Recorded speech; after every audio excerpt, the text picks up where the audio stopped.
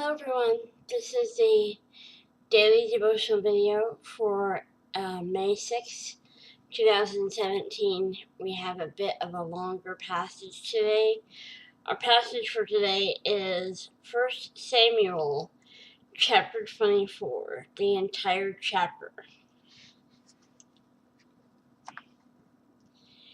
Now it happened when Saul had returned from following the Philistines that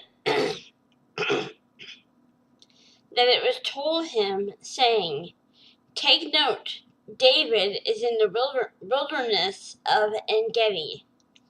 Then Saul took 3,000 chosen men from all Israel and went to seek David and his men on the rocks of the wild goats. So he came to the sheepfolds by the road where there was a cave, and Saul went in to attend to his needs. David and his men were staying in the recesses of the cave. Then the men of David said to him, "This is the day of which the Lord said to you, 'Behold, I will deliver your enemy into your hand, that you may do to him as it seems good to you.'" And David arose and secretly cut off a corner of Saul's robe.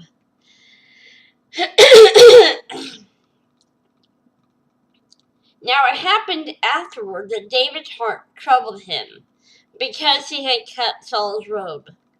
And he said to his men, "The Lord forbid that I should do this thing to my master, the Lord's anointed, to stretch out my hand against him, seeing he is the anointed of the Lord."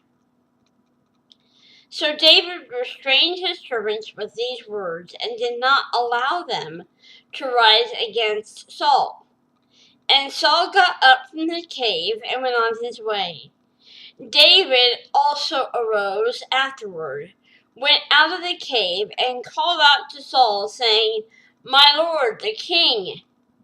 And when Saul looked behind him, David stooped with his face to the earth and bowed down.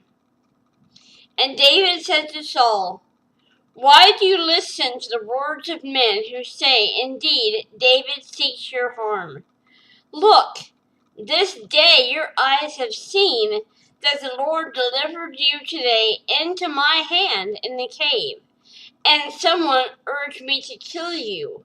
But my eyes spared you, and I said, 'I will not stretch out my hand against my Lord, for he is the Lord's anointed.' Moreover, my father, see the corner of your robe in my hand?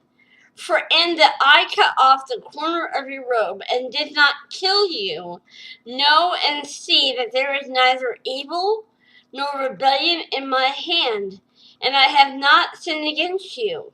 Yet you hunt my life to take it.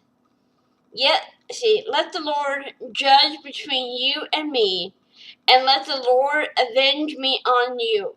But my hand shall not be against you. As the proverb of the ancients says, 'Wickedness proceeds from the wicked,' but my hand shall not be against you. After whom has the king of Israel come out? Whom do you pursue? A dead dog? A flea? Therefore let the Lord be judge, and judge between you and me, and see and plead my case, and deliver me out of your hand."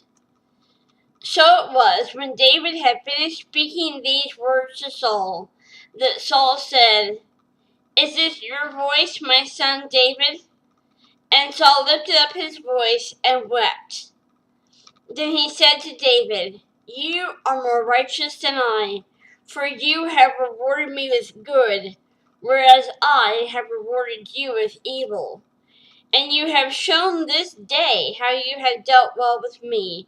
For when the Lord delivered me into your hand, you did not kill me. For if a man finds his enemy, will he let him get away safely? Therefore may the Lord reward you with good for what you have done to me this day. And now I know indeed that you shall surely be king, and that the kingdom of Israel shall be established in your hand.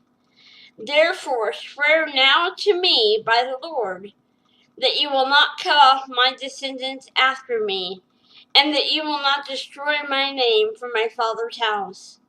So David swore to Saul, and Saul went home, but David and his men went up to the stronghold. Title for today's devotional is How to Handle Pride.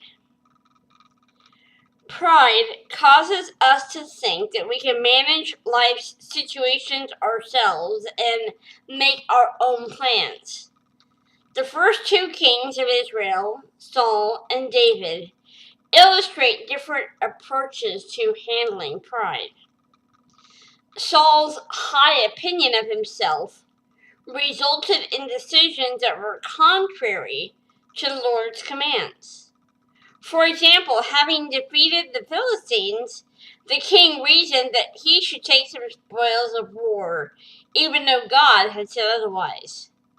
When confronted by Samuel, he replied that his plan was, quote, to sacrifice the animals to the Lord. Reference there to 1 Samuel 15:15. God saw through his word to a heart of pride. If self-centeredness controls our thinking, we'll seek ways around divine commands in order to serve ourselves. When caught, we may try to justify our disobedience, as Saul did. David, Israel's second king, chosen while Saul was still on the throne, didn't try to initiate his own reign. Instead, he waited for God's timing. That meant enduring Saul's jealous rages and murder attempts. But still, David wouldn't retaliate. In fact, even when he had the opportunity, David refused to seize the throne. He didn't allow pride to dominate his thinking. Later on, he coveted another man's wife and committed adultery. But when he was challenged, his humble heart prompted repentance. Reference here to 2 Samuel 12:13. To prevent prideful behavior, we must refuse to act independently of the Lord. Like David, we should handle self-centeredness by turning to God in confession. David's sins were forgiven. Saul, on the other hand, never admitted he'd made any mistakes, and that led to his downfall. Wow, that is an amazing devotional.